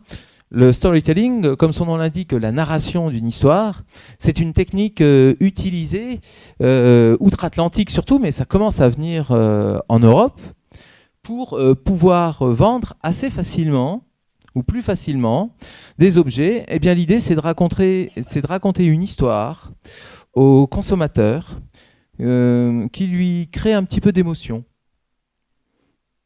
souvent triste, ou alors de bonheur, qu'importe. Alors, par exemple, donne un exemple tout bête. Vous arrivez dans un magasin où il y a des lave-linges sans option sèche-linge et des lave-linges avec option sèche-linge. Le vendeur, outre-Atlantique, va commencer par vous dire « Ah, bonjour, messieurs, dames, ou monsieur, ou mesdames, qu'est-ce que je peux faire pour vous ? Ah, ben, on vient acheter un lave-linge, simplement, on hésite avec lave-linge plus sèche-linge ou sans sèche-linge. Ah oui, vous hésitez. Oui. Eh bien, peut-être que pour vous aider à vous décider, je peux vous raconter une histoire. C'est que un jour, il y a un couple de consommateurs qui, avant de venir ici, avait un lave-linge sans l'option sèche-linge. Et en fait, comme ils étaient dans un pays ou dans une région où c'était très difficile d'avoir du linge sec en 24 heures, eh bien, souvent, le linge ruisselait encore d'eau au bout de 24 heures, et ils avaient tellement honte d'envoyer leurs enfants à l'école comme ça, qu'ils ne les envoyaient pas à l'école, et qu'ils attendaient que le linge soit sec. Donc, un jour sur deux. Évidemment, ça a créé des difficultés scolaires terribles, et un jour, je les ai croisés, et je leur ai dit, mais venez me voir, regardez, avec l'option sèche-linge, en moins de 24 heures, vous pourrez tout avoir. Et à ce moment-là, eh bien, leurs enfants ont pu ne rater aucun cours, et depuis, ils font de brillantes études, et ils sont heureux dans la vie. Et je vous assure que c'est vrai. Alors, est-ce que vous avez désormais un avis ? Voilà. Et la réponse est ah, bien sûr. Donc, voici le storytelling outre-Atlantique, c'est-à-dire je vous raconte une histoire et après vous achetez. Alors, pourquoi appelle-t-on aussi storytelling quelque chose qui a un rapport avec l'éducation alors qu'il n'y a rien à acheter à la fin ? Eh bien parce que comme dans une histoire, il y a toujours un début à l'histoire, des étapes intermédiaires dans une histoire, et une fin dans une histoire. Et dans tout raisonnement, quelle que soit la matière que vous enseignez, bah évidemment, il y a toujours un début du raisonnement, une fin de raisonnement, et entre-temps, des étapes intermédiaires de raisonnement. Donc c'est comme si vous vous racontiez une histoire avec un début, une fin et des étapes intermédiaires. D'où le nom de storytelling. Et pour la conception, eh bien, on prend le sketchnote, puisque je vous ai dit, c'est le descendant du sketchnote. Voici, par exemple, la version surchargée du sketchnote, où l'élève prend, alors normalement au crayon à papier, tout ce dont il devrait parler, tout ce qu'il est censé restituer.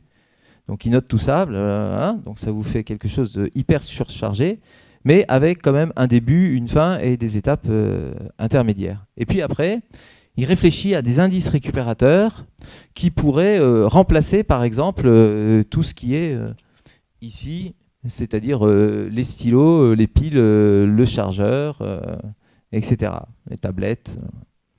Et c'est ainsi qu'en allégeant, vous avez la version finale de votre storytelling, c'est-à-dire un sketch note, mais avec à chaque fois un début, une fin et des étapes intermédiaires.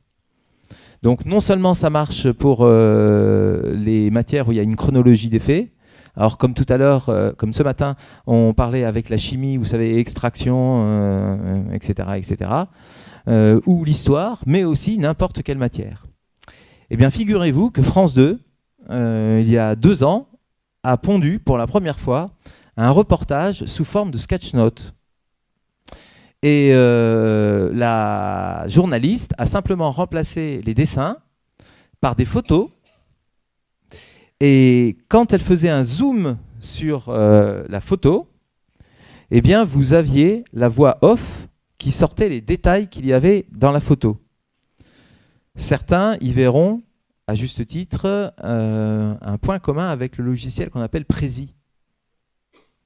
Où il y a des bulles, cliquez sur une bulle, hop, il y a les détails qui étaient dans la bulle qui sortaient, vous recliquez, hop, ils rentrent dans leur bulle. Et là, vous allez voir que dans le reportage, ils ont poussé la similitude avec le storytelling jusqu'à mettre les fameuses flèches pour désigner les différentes étapes. Nous vous proposons quelques repères historiques sur cette puissance incontournable dans la région. La France est d'ailleurs liée à cette histoire iranienne. Du Shah à la République des Mollahs, décryptage Dorothée Olyric. Iran, une page d'histoire de plus d'un demi-siècle marquée par 3 périodes. D'abord, le couronnement du Shah. À Téhéran, le 26 octobre 1967, Mohammad Reza Pahlavi prend le titre d'empereur. Le Shah est francophone, plusieurs fois il rencontrera le général de Gaulle à Téhéran et en France. Mais très vite, sa politique autoritaire est critiquée et sous Giscard d'Estaing, la France accueille l'ayatollah Khomeini, principal opposant au Shah. À l'époque, Khomeini est soutenu par nombre d'intellectuels, dont Simone de Beauvoir et Jean-Paul Sartre. L'ayatollah s'apprête à rentrer en Iran. La dictature des Mollahs est en marche, son retour est triomphal. Le 1er avril 1979, il instaure la République islamique. La France prend ses distances, notamment lors de la prise d'otage de l'ambassade américaine à Téhéran et pendant la guerre Iran-Irak. En février 89, l'ayatollah Khomeini lance une fatwa contre l'écrivain Salman Rushdie pour ses versets sataniques. Les relations avec la France se dégradent un peu plus. En 2005, le très conservateur Mahmoud Ahmadinejad remporte l'élection présidentielle. Le développement du programme nucléaire iranien inquiète.